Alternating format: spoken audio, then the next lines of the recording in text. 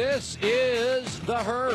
Wherever you may be and however you may be listening, live in Los Angeles, iHeartRadio, Fox Sports Radio, and FS1. Christine Leahy joining me.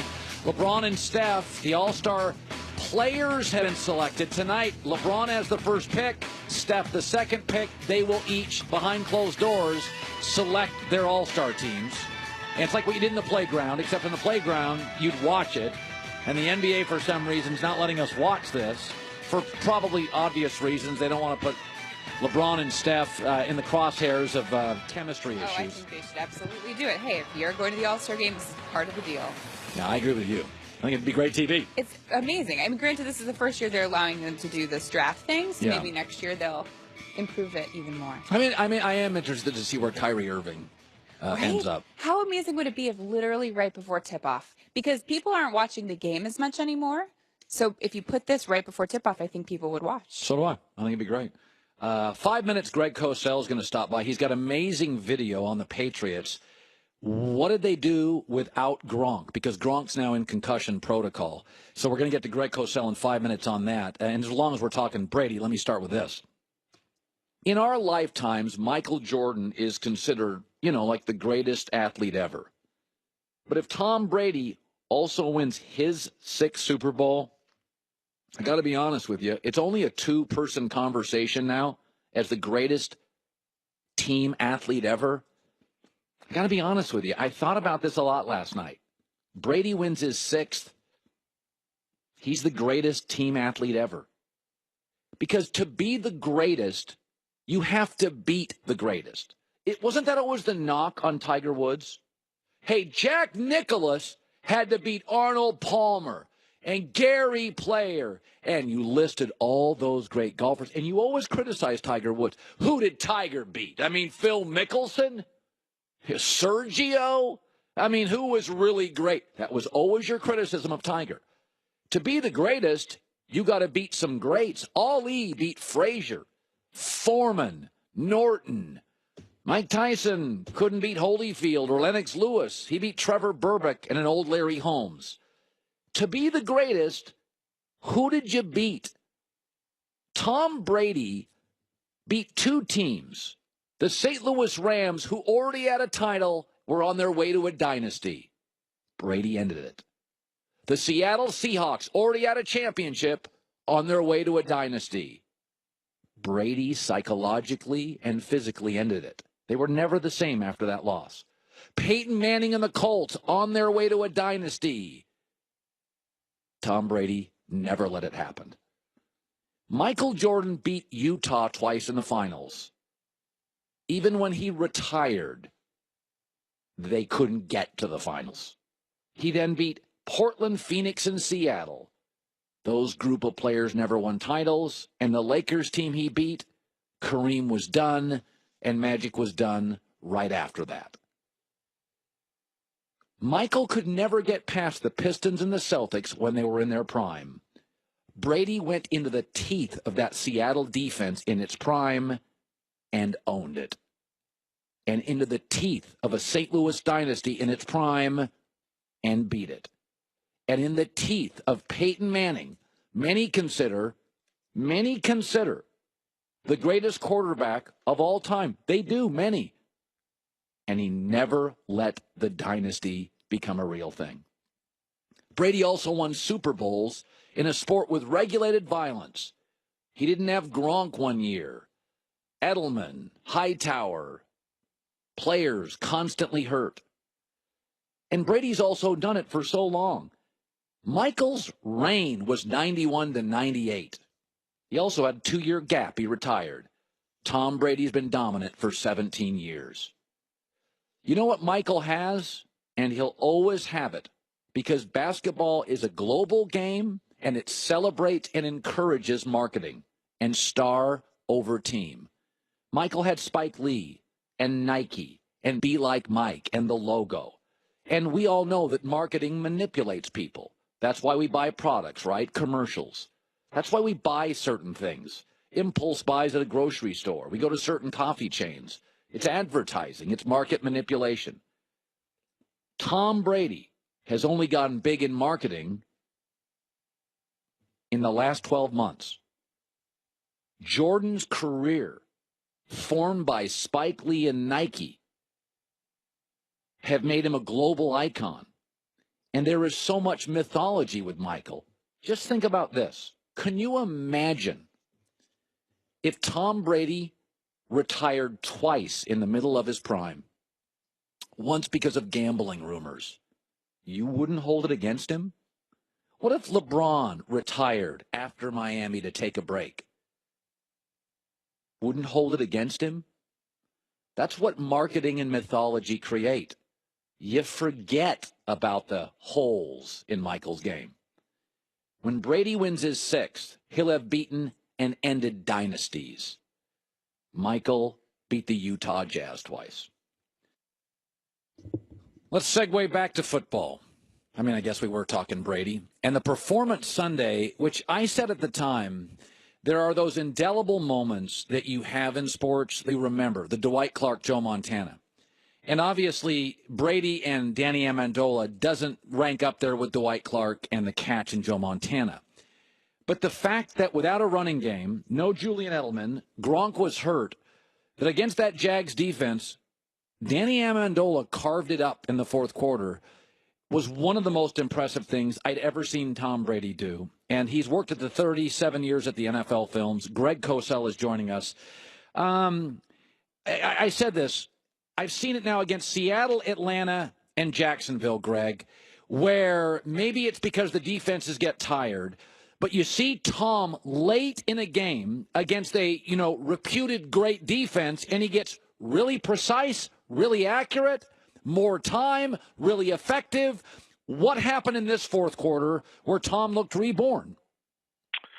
Well, it's funny you say that because the Jaguars, I think there's a little bit of a myth and misconception about the Jaguars, Colin, that they play a lot of man coverage, and they don't. They're a predominant four-man rush defense, and they play predominantly zone behind it. They play cover three. They play quarters coverage, four across, four deep. And that's what they played in this game. Now, there were times they got some pressure on Brady with a four-man rush. But if you play zone and you don't get pressure on him, he will eventually pick you apart. And I know that the big play that you're probably one of the plays I'm sure you're speaking about is the 3rd and 18 on the first fourth quarter TD drive. I'd love to see that because that's the play of the game to me. Well, they played quarters, a zone concept behind a four-man rush. They generated no pressure on Brady, who took a deep drop because he had to get the ball at least 18 yards down the field. They got no pressure on that play. It was a zone concept. Amendola ran what we call a dig route, an in-breaking route from the slot, and he caught the ball right in front of the safety, Gibson. It's a big, big play, but it was actually a fairly easy play to execute given that Brady had no pressure, and it was zone coverage, and Amendola was right in an open void in the zone. I was saying this. We've seen certain teams in the NFL, Greg. Sean Lee gets hurt. The Cowboy defense is not the same. We see Odell Beckham gets hurt, and the Eli Manning may struggle. But with Gronk, he gets hurt, and he has been on the inactive list like 50 times in his career or something I was reading this morning. They have just figured out, okay, Gronk's out, let's shift into what we do. What does their offense, why do they find success so readily available without this Hall of Fame level tight end? Because I think they're almost the perfect mix of scheme and personnel. So when a particular player gets hurt or is missing, and there's no denying Gronk's greatness, they have the schemes that are able to break down, particularly zone coverage. So they just become more scheme-heavy, and they're phenomenal with their schemes. They're phenomenal with their use of formations, their use of personnel, stacks, motions, all those kinds of things that help get receivers open that are not personnel dependent. They're really, really good with that. Let's shift one more question on this game, and we don't talk a ton about Blake Bortles, but he was very effective early, not as effective late. Did anything change for New England's defense? Because now Gilmore, obviously, Greg, made a remarkable athletic play, but he just wasn't. Was it the play calling that went conservative? Well, I think they did a really, really good job early. They did a lot of what we call RPO, run pass option. They had success with it early. Grant had some big plays out of it. Fournette had a run out of a very similar look. But when all is said and done, when it got down to the second half and they were trying to protect a lead, they're playing the way they normally play, which is conservative style football. They're in a tough spot because they made it to the AFC Championship game. But it's evident from tape study, Colin, just how much their coaching staff is reduced in its pass game design and its play calling by the limitations of Bortles. And so they're in a tough spot. And what I just told you, by the way, that's not an interpretation. That's a mathematical equation. Everybody in the know knows that. So it's going to be very interesting as to whether they will, I guess they have an option if they want to pick up his option. I don't follow that stuff probably as closely as you, but they're in a tough spot. They're in an interesting spot. Let's put it that way. Yeah, he's a very, very limited player. Okay, let's go to the NFC. Nick Foles had that 1 year with Chip Kelly. I watched a ton of him at Arizona. He's got a pretty lively arm. He kind of bounces around. Were you shocked by what he did?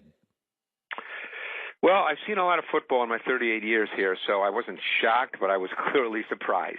I mean, he stepped outside of what he is, and in a big moment, that's tremendous. But there were plays in which tactically the Vikings defense won.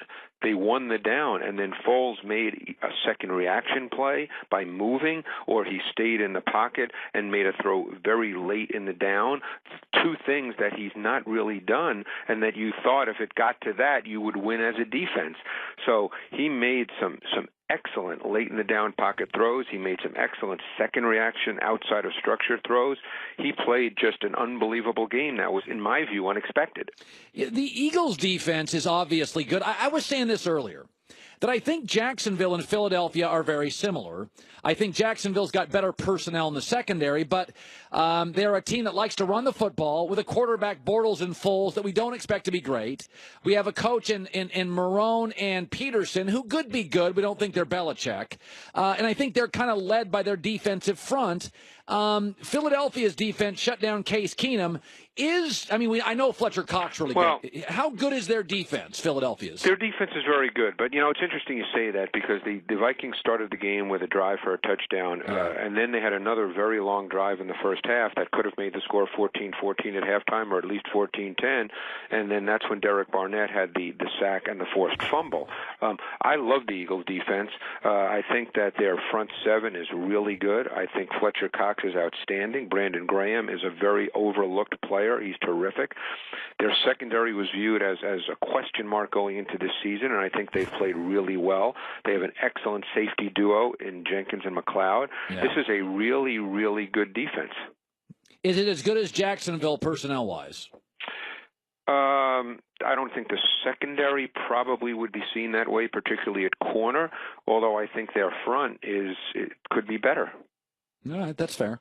All right, so the one big play comes from the NFC Championship game. What do you got for us? Well, I just want to tell you one thing. You said something about Jacksonville and Philly being similar. They're not offensively at all, because the one thing about Philly is they're very expansive in their offensive concepts. Jacksonville is not. Okay, so they do some clever stuff, some exotics, and they move people around. Oh yeah, for sure. They're a very expansive offense. But let's run this play. Everybody saw it. It was the long touchdown to Alshon Jeffrey. And this play was obviously phenomenal. So one of the plays I was talking about, late in the down, making a pocket throw.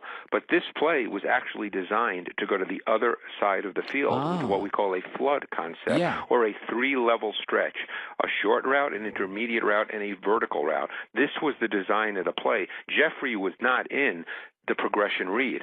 But when Foles looked over there, it was pretty muddied. He didn't get a clear picture of where he was going to go. Normally, they like to hit Zach Ertz, the intermediate receiver running the corner route, out of this particular flood concept. But he didn't see that. He didn't get a clear picture. So now if you go back to the snap, Jeffrey is on the back side of this. As I said, he's really the fourth option, if you even get to that. He's running a dig route, an intermediate dig route. So what happens here is this play starts to take too long, and Jeffrey feels that. So what he eventually does is he's just going to adjust his route and run vertically because he just has a sense of timing. But if you go to the pocket now and look at Nick Foles, he's really in a very muddied pocket. There's a lot of people around him. The defense has won this down, Colin. You never expect this to happen with Nick Foles, but he's able to navigate the pocket, find a quiet spot to throw the ball, throws the ball to Jeffrey, who adjusted his route vertically, and you get a touchdown. But that was not part of the play at all. And you can see that here when you look at Jeffrey on the ISO. Jeffrey is going to break inside. Newman knows the route on the backside, so he tries to cut it off, and then Jeffrey just adjusts. But this was not the design of the play whatsoever. Yeah, we didn't expect that from Nick Foles, like you said. No, earlier. you do not. You do not expect that. And he did that time and time again in this game. Good stuff. Greg Cosell, 37 years NFL Films. Good talking to you. All right, Colin. Appreciate it. Thanks. Dan Shaughnessy, Boston Globe longtime columnist. What's up with the Celtics? Some Patriots talk. Can't wait to hear him.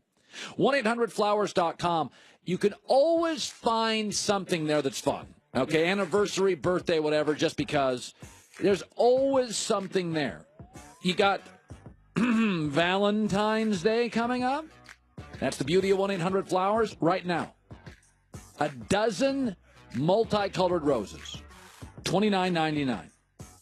Get another dozen and a vase free. That's 40% off the original price. So it's 2 dozen roses and a vase for $29.99. An amazing offer. Come on, man. Valentine's Day, fellas. To order a dozen multicolored roses, plus the extra bouquet and the vase for $29.99.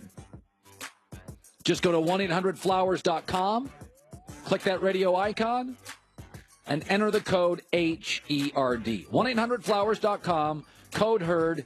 A pretty good price. 40% off the original price. 1-800-Flowers.